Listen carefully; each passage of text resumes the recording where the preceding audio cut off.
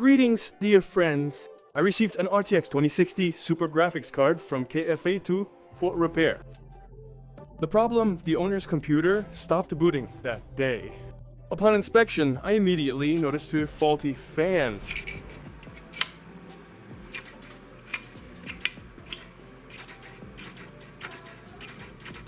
They're making a loud noise when spinning. I'd even say they grind.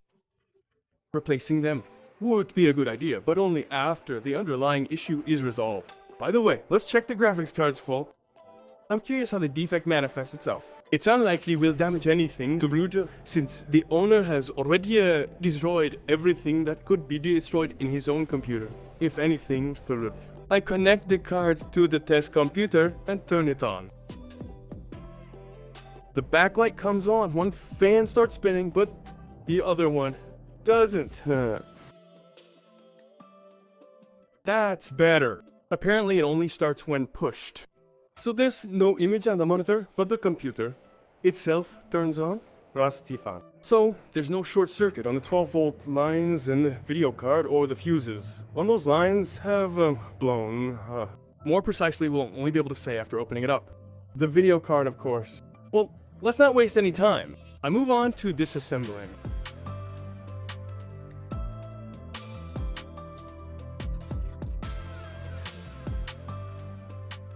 I unscrew the screws and carefully remove the cooling system. It's slightly stuck to the board.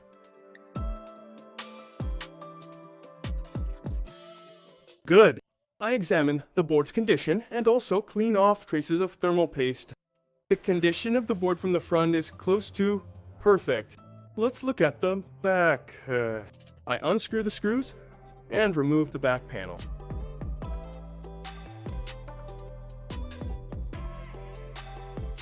The external condition is a bit worse here, but only because of the large amount of dust. It's obvious it hasn't been touched in a while. I clean the dust off with damp wipes. After that, I carefully inspect the board again. I didn't find any obvious problems, so let's move on to measuring the voltages. I connected the card via riser, turned on the computer, and the video chip doesn't get hot at all. Indirectly, this could indicate that it's not being powered. For some reason, the power supply isn't working even though it's connected to the chip. I use a multimeter to check the voltages on the board. 12 volts is coming from the PCI slot. 12 volts is also coming from the additional power connector. There are no fuses on these lines, meaning there are no shorted MOSFETs or anything similar on the board. And I continue taking measurements. I see 1.8 volts, some converters have no output voltage. This includes no voltage on the power supply, which is the chip itself. Of all the power sources, only 5 volts and 1.8 volts are working. I didn't find any short circuits on any lines. I examined the board with a thermal isolator, but found nothing of interest. There are components that are slightly hot, but examining the circuit therein didn't yield any results. As far as I can tell from the schematic I modeled in my head, since I couldn't find a freely available board view for this model, I realized while studying this section that this is the circuit that generates the enable signal for MOSFET trigger controllers that power the video chip. I'll try to explain it more simply. The video chip's power is generated by 5 of these microcircuits, which are both drivers and MOSFETs, or in short, diarmos. These diarmos are controlled by this microcircuit PWM controller. The signal to trigger it comes through a circuit whose elements are getting hot in one section. The enable signal itself is significantly reduced. The cause of this reduction is the PWM controller. Most likely this is how its emergency shutdown mechanism works in the event of a problem with the diarmos, since I found one of them that was faulty. I managed to identify it by a tricky method, since none of the microcircuits directly short-circuited out. There are components in the microcircuit harness, and after comparing them across different diarmos, I found one element with a significantly different resistance than the others. Look, this component in the harness of the first diarmos has a voltage drop of 550 millivolts. And the same element in the second diarmos has a voltage drop of over 1.3 volts. The next one has another 550 millivolts. And the next one, and the last one too. From this, I concluded that the diagnostics, whose harness contains a component with significantly different parameters, may be faulty.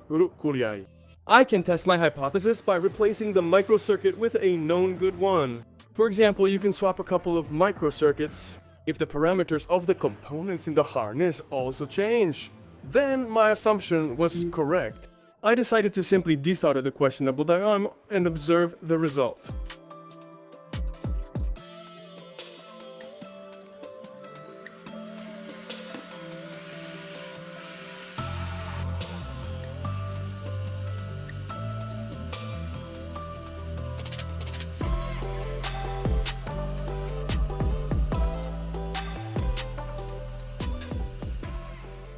Well, the element is desoldered. Let's see if anything changes in the video card's behavior.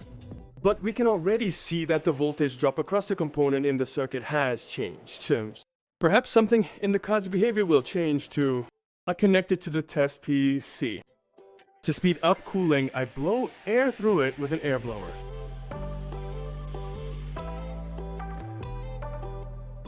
Now the board is warm enough to turn on. I attach a heatsink to the chip. You never know, it might start working and start heating up quickly. You need to be prepared for this.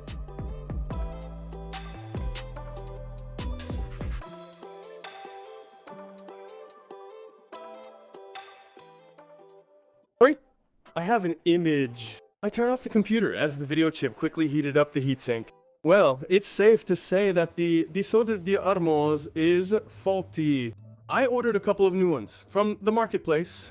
Once the parts arrive, I can proceed with installation.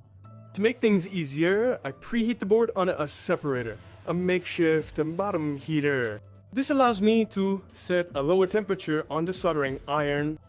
Before installing the new chip, I tin its leads with a soldering iron. This ensures a much more consistent and high quality soldering.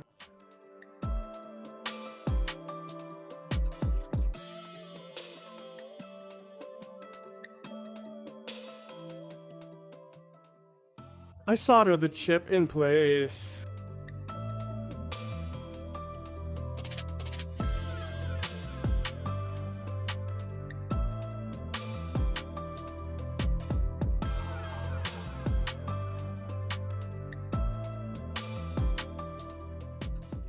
I clean off the used flux, and that's all for the soldering. I checked the solder quality under a microscope and found no defects. I can now move on to testing the video card on a test PC. I use an oscilloscope to check the functionality of the video chip's power phases. I check for pulses on each choke of the video chip sub's power phases.